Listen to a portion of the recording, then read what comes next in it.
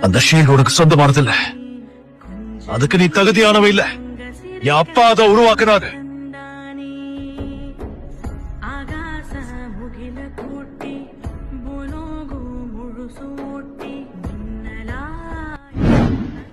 அவெஞ்சர்ஸ்லாம் பிரிஞ்சிருக்கும், நம்ம தொலைஞ்சோம். பிரிஞ்சிட்டீங்களா? எப்பா? கேப்டன் அமெரிக்காவுக்கு எனக்கு டஃப் ஆயிடுச்சு. எங்களுக்குள்ள பேச்சுவார்த்தை இல்ல.